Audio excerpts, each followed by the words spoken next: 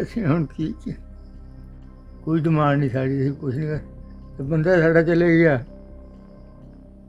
ਉਹਦੇ ਨਾਲ ਕੋਈ ਕਨਵਰਸੇਸ਼ਨ ਨਹੀਂ ਹੋ ਸਕਦੀ ਕਿਸੇ ਦਾ।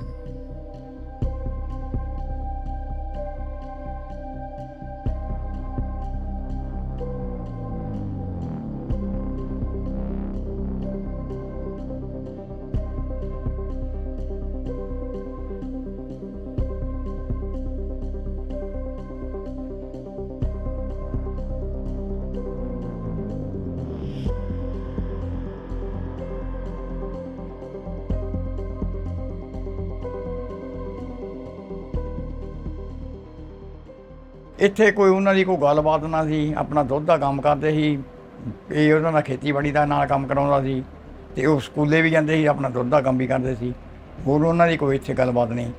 ਅਤੇ ਜਿੱਦਣ ਦੇ ਉਹ ਬਾਹਰ ਗਏ ਆ, ਉਹ ਤੋਂ ਬਾਅਦ ਵਿੱਚ ਸਾਨੂੰ ਇਹ ਜਾਂ ਕੈਨੇਡੇ ਵਾਲੇ ਜਾਣਨ ਜਾਂ ਉਹ ਜਾਣੇ ਜਾਂ ਗੌਰਮੈਂਟ ਜਾਣੇ, ਅਸੀਂ ਇਸ ਗੱਲ ਬਾਰੇ ਕੁਛ ਨਹੀਂ ਕਹਿ ਸਕਦੇ ਵੀ ਬਾਹਰ ਜਾ ਕੇ ਉਹ ਕੀ ਹੋਇਆ ਕੀ ਨਹੀਂ ਹੋਇਆ। ਪਰ ਅਸੀਂ ਇਸ ਗੱਲ ਨੂੰ ਇਹ ਜ਼ਰੂਰ ਕਹਾਂਗੇ ਵੀ ਇੱਥੇ ਦੇ ਹਿਸਾਬ ਨਾਲ ਇਹ ਬਿਲਕੁਲ ਗਲਤ ਹੋ ਰਿਹਾ ਉਹਨਾਂ।